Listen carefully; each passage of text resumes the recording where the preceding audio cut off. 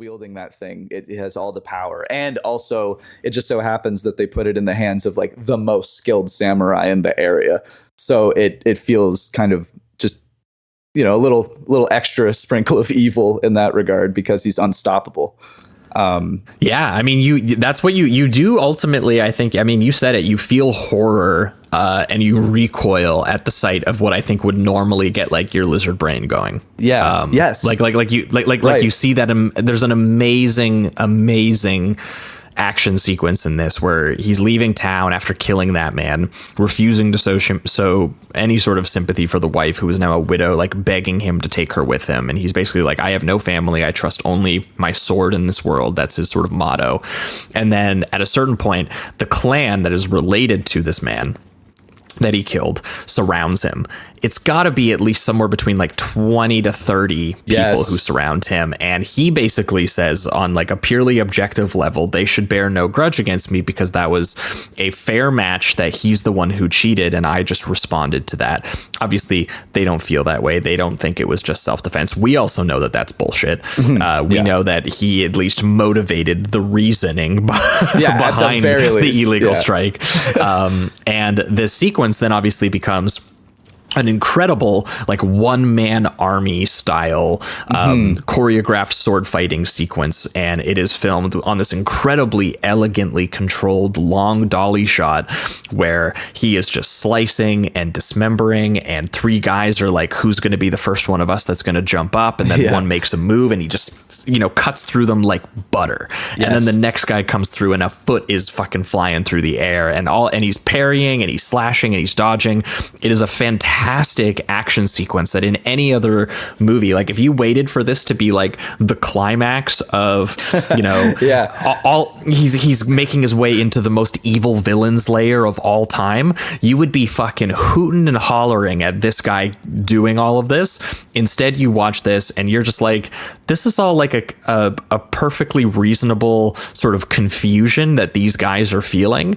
And it felt like, once again, it was just an excuse for him to animalistically take them all down. And the scary thing is you just don't get the feeling that he cares. He's not angry at these people. He's not vengeful about anyone for any personal reason. He just goes, yeah, you guys, I'm trying to walk through the forest and you guys are kind of annoying me, and you know, sorry I killed the guy you love or whatever. I don't know what this is about, but I'm just gonna fucking, now you're all a trail of corpses in my rear view mirror, you know?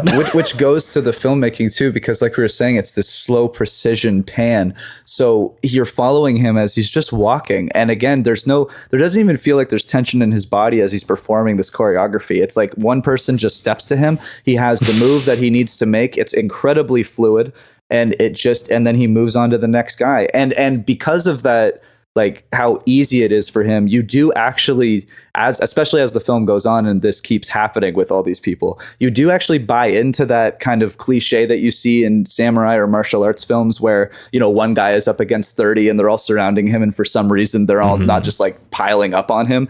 This movie actually makes you believe why they wouldn't do that, because the precision just feels like the moment they make a move, they're dead. And you just watch one by one kind of muster up the bravery to finally do it, and then it takes them a second to just die.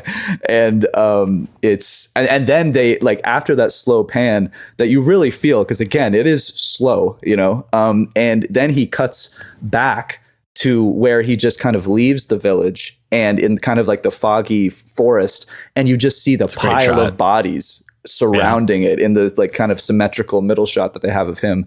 And and again, you just feel that effortlessness, and you know that we still have, 90 minutes left of this film, and this guy is on a rampage.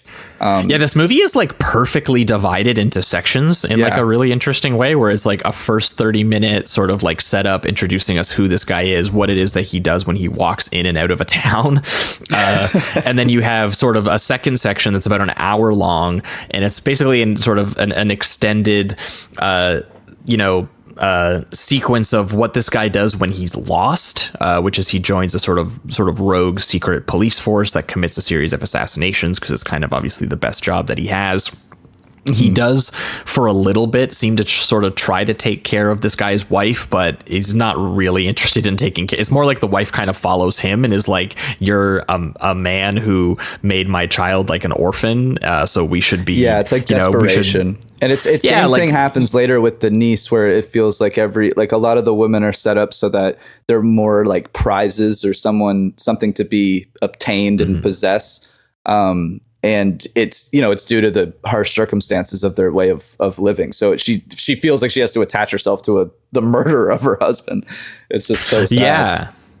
And then you get sort of like a final sort of 30-minute chapter, which is maybe the craziest chapter in the whole thing, which is the sort of Kyoto chapter, which is him, after a certain point, sort of leaving that part of his life behind, trying to seemingly sort of make his way up the sort of like violent chain of command, or like the system, and getting a little bit of like more power in the kind of clan that he's working in, and ultimately being confronted by just the full-on weight of the, literally sort of confronting his demons in a way, if we're talking about a swordsman who in the original material, I guess, is meant to feel like he's some sort of demon or something like that. Yeah. I think at one point the wife is even calling him like the devil or straight up evil. Yes. At one point there's a desperation too, where she goes to kill the baby and herself because she feels such dread surrounding this man, and like there's just kind of an inevitable doom that's going to happen. Well, yeah, because you're like the man of honor we have trusted to take care of us, or the man of the house in a way, is literally just this killing machine who comes home from his long day of killing and mass slaughter and like just drinks sake.